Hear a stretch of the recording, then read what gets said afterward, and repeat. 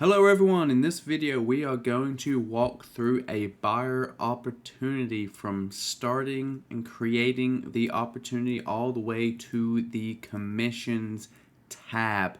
So again, the offer and commissions tab is in a separate video. We're going to start here and we are going to go ahead and create a buyer opportunity. We already have our buyer added to our database.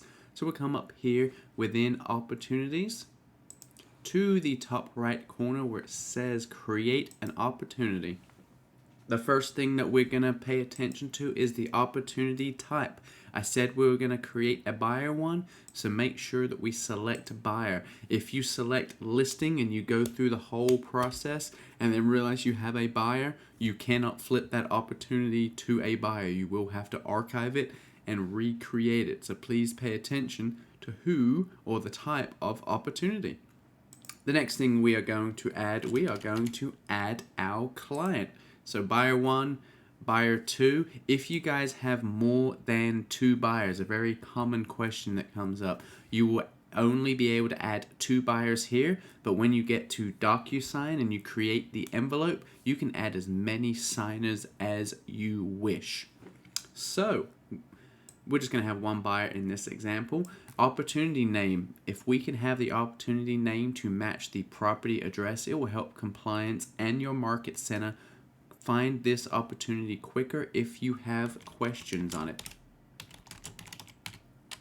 So put in the address. If you want to put in the client's name afterwards, you certainly can as well. So estimated closing date, if you already have that closing date set, you can go ahead and give it to the system now. If not, it will ask it for later.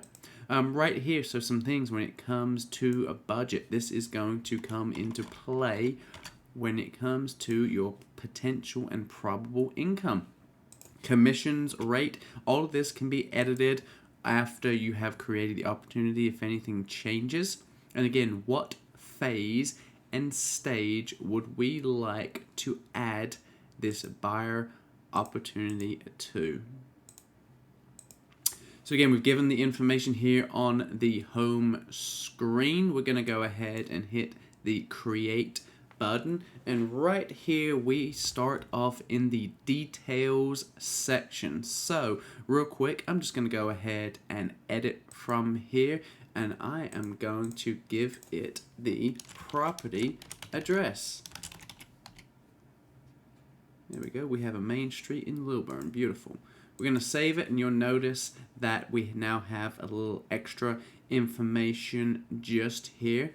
Now, if you guys are wanting to have more data at use inside of your system, right here where it says time frame, estimated close date, appointment scheduled, appointment date 1, etc. If we give it this data just here when it comes to our reports and appointment set, contracts 1, this is where it pulls that data from. So again, systems are only as good as the information that we can give it. So make sure we are giving it all this information if we want to start tracking our numbers at a higher level. So again, we've got our budget and commissions rate. This can all be updated when we get to the offer and commissions tab. We're happy with what we've done so far here in this screen. When it moves on to the buyer profile, that would be, does the buyer currently have our consumer app downloaded? If they do, we have the opportunity to move them through the buyer guide, kind of like that Domino's pizza tracker where it says, your pizza's now being prepared. It's now in the oven. It's now being boxed. We can customize our buyer and seller guides to have a very similar but more in-depth concept.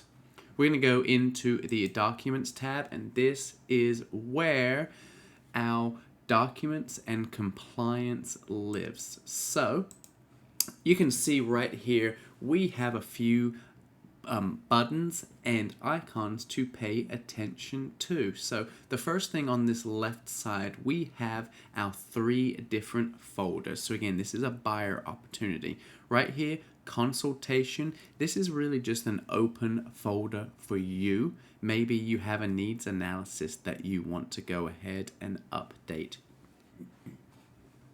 The next folder that we're going to see is the under contract folder, and this is really going to be your main folder when working with a buyer. So every document from within here relates to the buyer and seller having a contract together. And as we come along, you can see the status. It says it is not uploaded. Other status updates that we have would be returned. So we added a document to that section and compliance returned it because there was an issue with it. Maybe we were missing information. It wasn't signed. Of course, when it is returned, we then want to go ahead and fix that item, and we will replace it with the new document and we will resubmit it, and then our goal is for it to say approved. Coming along to the right, the requirement, this talks about is it a required or an optional document with the office. So optional, obviously a DA, a disbursement authorization, helps you get paid at the closing table. That is up to you whether you do it or not. Just know it does help your market center out if you have a DA issued. Required. So obviously the required are the items that are going to be mandatory for every single opportunity. So working with a buyer, there's always going to be a purchase and sale agreement. There's always going to be instructions to the closing attorney. That's our commission agreement. There's always going to be a brokerage engagement agreement between yourself and the buyer. We always require that you have a wire fraud disclosure sign letting the buyers and sellers know I, as your agent, will never send you wiring instructions. If you do receive that from me, it's likely that somebody hacked my account. So please don't follow those instructions. And so, of course, conditional more means the transaction may or may not call for it. And then optional is usually more down to you whether you are or are not going to use it. We're going to add a few documents in just a second so you guys can see how it really works. On the closed folder, this is where you're going to find that the office, your market center, is going to be uploading a lot of information. So we always have our final disbursement authorization and checks, the settlement statements, where you can always come back later and pull this information if we want to. And again, just some accounting information from the offices. Maybe you have a document and you're just not sure where that document goes, or you have some additional, maybe it's a new construction deal and you have the floor plans, for example. Right down here you have add a new custom folder. We can click that and we could type in additional documents. You have the option whether it will get displayed to other people or not. So once we create that folder, you can see it now appear down the bottom, and I can upload any documents right here that I feel as if I would want. So there you go. We'd pretend that that is the floor plan, and I just wanted to go ahead and have it inside of my system if I ever need to go back and refer to it. We're going to jump back into the under contract folder now, and the first thing that we're going to go ahead and do is hit this start a transaction. Once we hit start a transaction, it is going to go ahead and take us to a DocuSign room, and anything inside of this DocuSign room that it gets added will appear inside of Command as an option to add that file. So for now, I am just going to go ahead and add some test contracts here. If you guys are looking to learn how to use DocuSign, make sure you check out our DocuSign playlist and come to some DocuSign trainings. But you'll see we now have these 6 documents inside of our room. Now I'm going to hop back into the Command tab, and there's multiple ways that we can get our file there. You'll see that Start a Transaction now flipped to Go to a Transaction. And if I hit that, I'll be in my DocuSign room again. Just know that's a really important step, guys, that you hit Start a Transaction, because that links DocuSign and this command opportunity. Once it is linked, I can go straight into DocuSign and straight into this room every time, and no matter what I add here, it will appear inside of command. So there's two ways to add a file. We can come over here and we can hit add a file, select a DocuSign, and you're going to see that here are those documents that we just added. So under this one, I'll find the purchase and sale agreement. I'll select DocuSign. There is my purchase and sale, and I will assign it. And you can see that it is now assigned to my purchase and sale. The quicker way to attach some files is right here in top middle where it says attach multiple files. If I were to click there, you can see we've got a similar screen to what we're looking at on the right side. So what do I have that I need to add? I've got a commission agreement. So again, right then, I hit on the manual option. If I flip over here to a DocuSign and I go commission agreement, here is my commission agreement. Maybe I had an amendment number 1.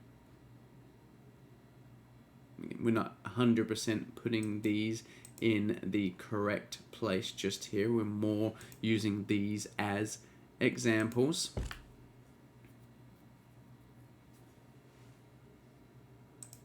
We'll just add a few more here as an example.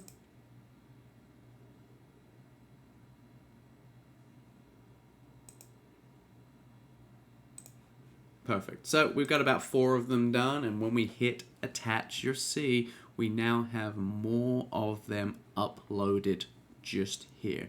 So once we did add a file, just one is all it takes, you'll notice a couple of things on our screen changed. One, we're in the open status right here. So open status means that you have not submitted it to compliance. Compliance has not been notified that they need to check out your documents to review them. And so it's just sitting there waiting on you to complete a step. To the right of it, you'll notice that we had a little button that came up that said submit to Market Center. So as soon as we click that and hit submit, it will then notify compliance and they will start reviewing your documents, make sure they're complete, make sure nothing's missing, and make sure you are protected from any real estate audits that we may experience. So from this screen just here, you have a few other options as well. There is no way to, so right now you can see when we come in, if we need to change something, we now got that remove function there. It isn't necessarily a replace function anymore. And I can just update it with the correct form. Maybe the correct form is on my computer, and I'm just going to browse it real quick and select it. And so don't be downloading your documents and uploading them, guys. Make sure you have DocuSign connected, and you will simply select DocuSign and add them from there. Moving on to another screen, we're just going to look at it, and then you'll find the offers and commissions tab in the next video. We've submitted it already, and this will be our next action step, which is giving the financial information to the system and completing the commission sheet so that all the disbursements are calculated. You can be ready for a DA request, and you can hand it to the closing attorney before closing and let them know that you would like to be paid at the table. So check that out in the next video. Got more opportunity videos coming for sellers and referrals and some best practices. So as always, we appreciate you watching.